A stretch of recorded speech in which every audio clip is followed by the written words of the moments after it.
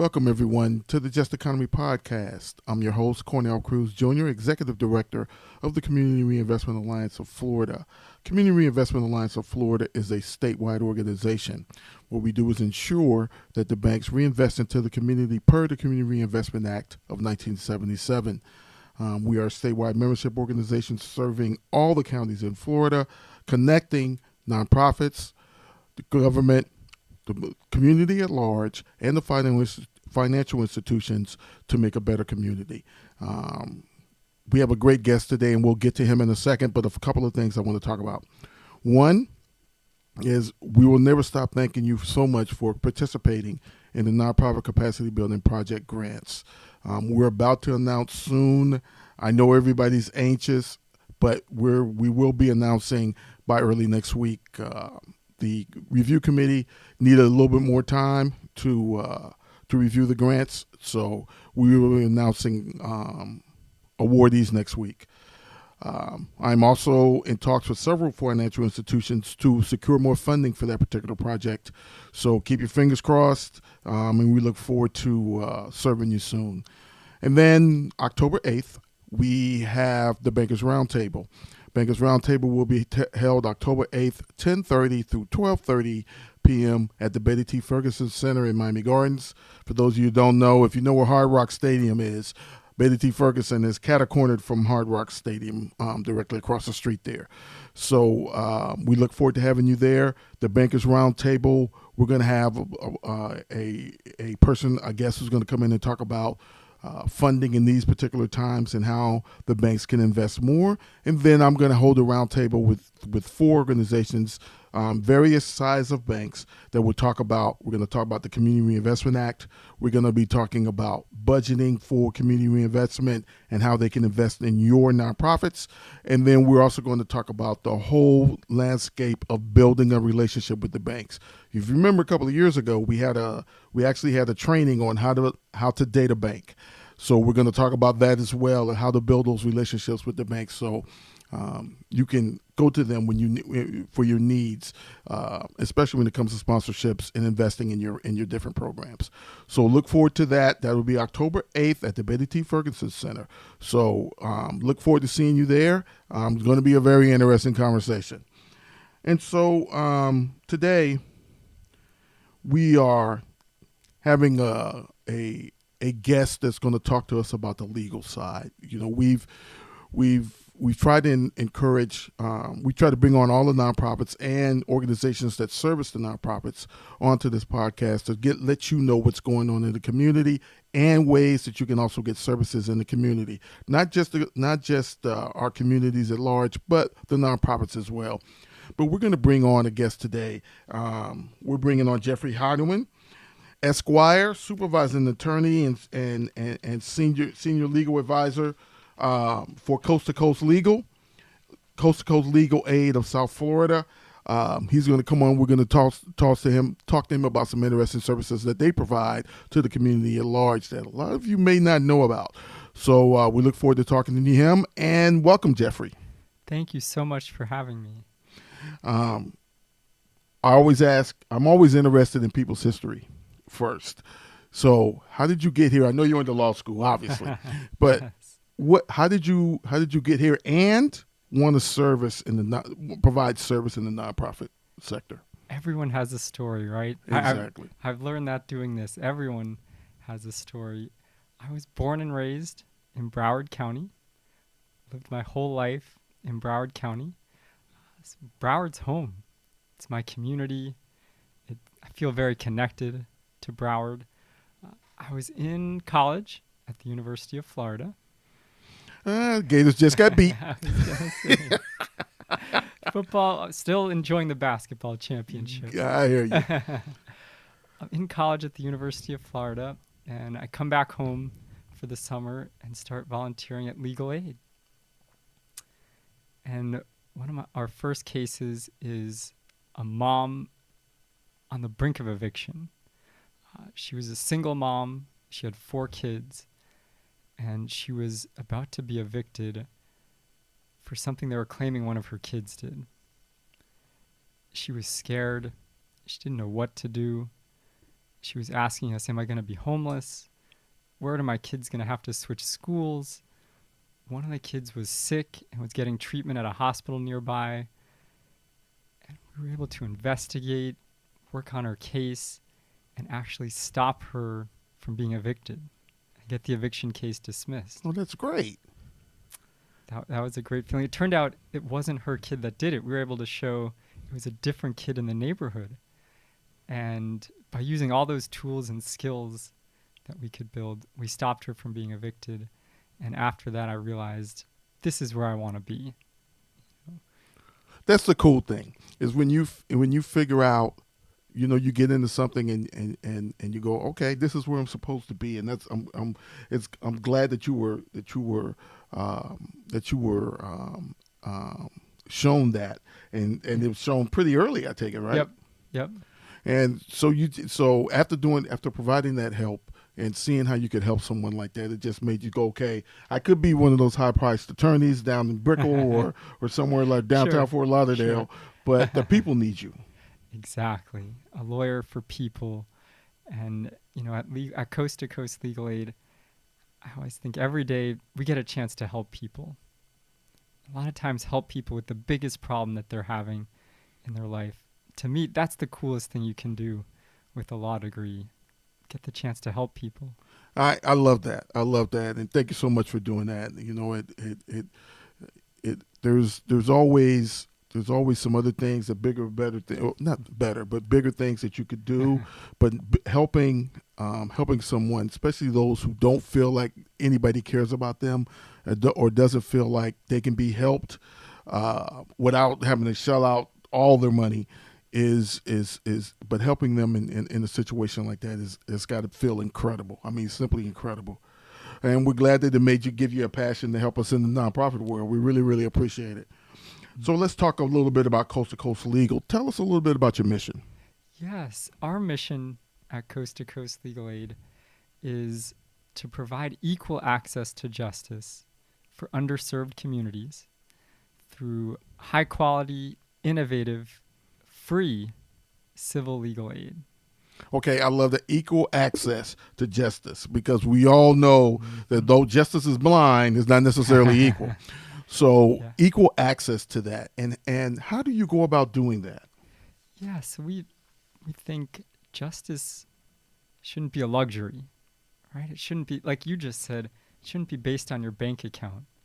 So we want everyone to have equal access to justice, where they're not navigating a complex court process alone. They don't feel like, because they can't afford to hire a private lawyer, they have nowhere to turn. We want to give everyone the chance to have justice. Did you hear what he just said? Equal justice should not be a luxury. I mean, that is something I wish would permeate throughout this country, that equal justice should not be a luxury. I mean, too many people feel that way, that it's a luxury, that they have no choice or they have no say-so in it. They just got to suck it up and take it, right? Mm-hmm. So how do we get, and I think a lot has to do with our mindset, right? Mm-hmm. How do we change? How do you figure we change, or how do you think we can change that mindset that that everyone deserves equal justice, and it's not a luxury? It should be something that everyone can afford. I think you have to take a step back and zoom out, that everything's better when everyone has access to justice. The results are better for everyone. And I think when you take that 10,000-foot look at things, that picture becomes very clear. So what's got to be so important in making that picture very clear, it's got to be community outreach, right? Mm-hmm. Too many people, especially those folks that are low to moderate income, too many people think that, again, back to what you originally said, that justice or any type of justice is a luxury that they can't afford. So how do we what are some of the ways that you guys, Coast to Coast Legal, are doing to get the word out to those folks that it's not a luxury and that you can afford it? You're exactly right. And it can be frustrating when we talk to someone who says, I was just evicted, I'm on the streets, I didn't even realize there was a resource out there that could have helped me. So we're trying to meet people where they are. where they're comfortable. So it's important to us to go out into the community. We're going out to senior centers. We're going out to community fairs. We're visiting churches. We're trying to meet people where they are to let them know about the resources that can help them. And so I also think that doing with that community outreach, you're also partnering with other nonprofit organizations as well. I'm really glad to hear that this goes to show you how important it is to even set up a table at a fair or any type of event. How important that is, because now you got people walking in and out of the event that didn't know about Coast to Coast Legal and what you're doing in Broward. And how you're helping these folks who probably have a problem and they're afraid. They just sit there, right? Yep. It hurts me to my heart to think that, okay, somebody gets an eviction notice or some other legal summons and has no clue on how to fix it. They just think they just got to take it, right? Mm-hmm. So how are you guys doing? How's that going for you? How's the community outreach going? It's going well because a lot of community outreach, like what you do, is word of mouth. The more people that know, the better they can help. And a lot of times we're meeting people that we can help directly. But then sometimes we're meeting people like you and if you're listening to this podcast, I'm guessing you're like Cornell, where you're the person in your world that people go to when they have a problem and are looking for help with, how do I figure out this problem? So now you can tell them when they come to you with a legal problem, Coast to Coast Legal Aid. See if they can help. This is something they can help you with. And now the network spreads of everyone who knows to come to us. But I want you to know that this is a two-way street. Coast to Coast Legal or Jeffrey can't read your mind and can't walk into your house and say, do you have a legal problem you need help with? Right. You have to reach out as well. I'm a firm believer is that, we have a part to play in this is with any type of service. We have a part to play in it as well. There's no such thing as, okay, it's a one-way street and Coast to Coast Legal didn't come and knock on my door and ask me if it didn't go door to door and ask me if I had a problem. I need to reach out. And if they can't help me, I'm sure they will refer me to someone or try to send me in another direction. Correct? That's exactly right. Anytime someone calls, we try to help them. If it's one of those cases we can't, we give them a referral to an agency who can. We always want to put people in the right direction. But you see how important that is. That's so important that, okay, I can't help you, but I know someone. I may know someone that knows someone that knows someone that does. Yep. That can. Yep. I got a guy syndrome. You know what I mean? That's what I love to call it. I got a guy. Exactly. I don't know how to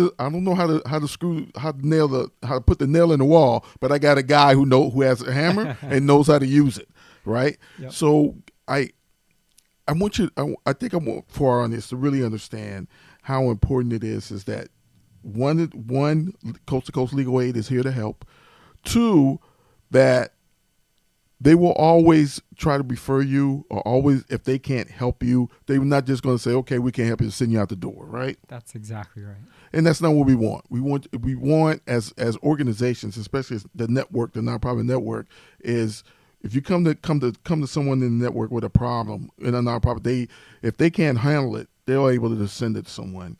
And Coast to Coast Legal Aid is doing that as well. And with all the stuff that's going on with evictions, foreclosures, all those things that are going on in our community, especially, and affecting us. I was reading the other day, the foreclosures numbers are up again. That's back. Yeah, so it's back with a vengeance. So knowing and understanding what they can do. So what are some of the things that you guys provide services for? Some of the different areas. Yeah, we provide a variety of services. We have 3 main units. So we have our family law and victims of crime unit. They help survivors of domestic violence, survivors of human trafficking, get restraining orders to protect them from their abuser. They'll help with the divorce and any child-related issues like time sharing or child support. We have a kind of an innovative program, our Victims of Crime program, where we'll actually go to criminal court with the victim of crime and help be their voice in criminal court. Okay, hold on. Let's back up a second. Yeah. That's so interesting. I'm really glad to hear you say that, because so many victims think, okay, there's nothing else I can do. That's the end of it. So when you go in to help them, to help the victims, I'm assuming it's not just support for the trauma that they're going through, but explaining to them the judicial process. Am I right? It's explaining to them the judicial process, their rights in the judicial process. Victims have rights. Victims have very clear, strong rights, and making sure that their rights in the process are protected and that their voice is heard. Wow. So you speak up for the victims as well. Because how many times have we seen where victims go in and just sit in court? They think they have nothing to say or nothing to do unless the judge asks them to make a quick statement, right? And I'm no lawyer. I'm just going off of what I see, and they think that's their only recourse, and hoping that the person gets sentenced correctly, right? That's exactly right. But when we're involved, we're there at every step of the case and advocating for them. We had one of the first programs in the state when it started back in 2018, and we help hundreds of victims of crime every year. Yeah. Wow, that's interesting. So you said you had three. What was the third? Yes. So the other two units, we have our senior unit, which I'm in, and we help seniors with a wide variety of issues. Most common housing, seniors facing eviction, foreclosure, issues with their condo or association. Troubling stat, seniors are the fastest growing unhoused group. Now, we don't really picture that. Really? I didn't realize that. Yeah, especially in South Florida where Sure. But I didn't know they were with the condo situation and what's happened, Surfside happened, which triggered a reaction with no study. The legislators just went nuts without studying the issue and trying to figure out another way around, a better way around it. They just immediately wanted to react and put into a law, but they were supposedly going to work on that law this year at the last legislative session. But a lot of those folks, because people think, I think one of the problems is people think that folks who buy condos in South Florida were mostly the rich. But especially back in the day in the 70s and 80s, these were firefighters, police people, police persons, all those type of folks who worked up north, who worked state jobs or whatever the case may be, or for municipalities, but they were able to afford a condo to retire to when they retire from their job. Now they're stuck with, are they going to be put out? Are developers going to push them out? Things of this nature. Because I just saw yesterday a developer took control of a condo over on Miami Beach, older condo, took control of the condo and now moving everybody out. And that's the challenge we see. Those are the types of calls we get from people who worked hard their whole life. They're now on a fixed income, right? Their Social Security check. The average Social Security check's like $1,600 a month. We talk to a lot of people, their check's $1,000 a month. When those costs of their condos start skyrocketing, how can they afford that? They're going to struggle. That's incredible. I didn't realize. I'm just fixed on unhoused, right? Excuse me. I was just fixed on the unhoused, and I didn't realize the seniors were the fastest growing folks who were being moved out of housing. It's hard for me. When you think, what's the average rent in Broward? It's like $2,000, $2,500, and if your check's $1,000, it's going to be hard to make those ends meet, boy. Those ends are not meeting whatsoever. So, and I want to go back to another thing: is the work and advocacy you do for those folks who have been trafficked or who are in that realm. So, and you get restraining orders for victims of domestic abuse. You get restraining orders for folks who have been trafficked. Are you also helping them move to shelters and things of that nature? Sure. Of course, our first priority is that their immediate physical safety. So that's making sure they're protected is number one. But then next, it's, making sure they can start piecing their life back together. And that's a process we try to help with. We take a very holistic approach. Once we get them safe, to helping with any other issues we can. We just did a case for a survivor of human trafficking, and she'd actually broken away from her trafficker several years earlier, but when she was trafficked, the trafficker forced her to commit some crimes, which is a common thing, unfortunately. And now she couldn't get a job because she had this criminal record. So we were able to go in and get her criminal record expunged. Oh, that's great. Get her criminal record expunged. She got a job. She actually just finished her associates at community college. And she said, thank you for helping keep erasing this nightmare that she lived through, erasing one more piece of it. Because that's something we don't think about. If you're a victim of trafficking and then you're forced to commit crimes and you get arrested and you have that record, even after we know, and especially down here in South Florida, we constantly talk about trafficking. Even after you've done all of that, that record could still be there, which prohibits you from even changing your life in any way, shape, form, or fashion, right? Exactly. So you were able to go in and get her record expunged, so she can actually look at getting a job and actually changing her life. So there's more to it than rescuing or saving someone from trafficking, for example. There's more to it than that. There's more to it than we see. This is why it's so good to talk to you, because we're seeing something that's inside. Because I didn't know it. I consider myself very, very nosy. I love to read everything, and I'd never thought about the aftermath of that person's life if they've already done something, right? Exactly. That's why we take a holistic approach. That is great. That is great. That's really, really good to hear. That they're being helped like that, because like I said, I never thought about the back end. I think once you guys save someone from trafficking, then that's the end of it. So I'm glad you really, really bought that. I'm glad you guys are running that program.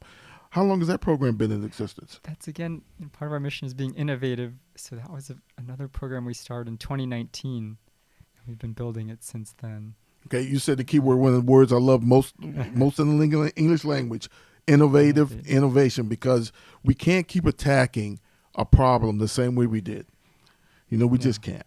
That's one of the things that irks me with traffic here in South Florida. We're doing the same things we did in the 70s when I was growing up, when I was a teenager. We're still attacking it the same way, not looking at new innovation, and that bothers me too, before I go on a rant. Anyway, so Of the three phases that you have, the three programs that you have, which one are you working in? I'm in the senior law project. Okay. I know there are a lot of issues with the seniors especially, but are you focusing on housing? Is that what you guys focus on? When we look at the numbers each year, housing is by far number one, the most common call that we get from seniors. Is that mostly evictions, or how can I be nice about saying it? The HOAs. Good question. Or condo associations. Yeah, I'd say in the last couple of years, it's close. It's close between evictions with the high cost of rent and then association issues with those special assessments. It's neck and neck between those two. Yeah. We have a history. We have a history of the condo associations and/or HOAs not doing what they're supposed to do here in Florida, in particular South Florida. Is there legislation? Do you guys advocate for legislation in order to change this as well, or to work on these issues as well? Yeah, we don't. We're prohibited from lobbying. Sure, so of course. We don't. But we can advocate. Our approach is more looking at it case by case, seeing the cases we can help, and how our goal is always to keep seniors in their home so that they can age in place. And so we're always figuring out new strategies for how to do that.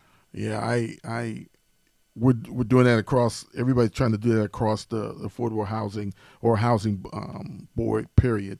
I think it's. I'm a firm believer that housing is a right, and we have to do what we need to do in order to keep folks in their homes, and not only that, but to advocate for fair regulations and fair laws in order for everyone to have the right that I believe they're supposed to have. So, as you guys, I know you work in Broward, but you also have another office where in Collier. Oh, okay. So we're coast to coast. Yeah, I knew it was coast to coast. I knew that. But how are you? How are you running to the similar issues in Broward? And are you in Collier? Are you running the same programs in Collier? They have slightly different programs in Collier, but pretty much the same.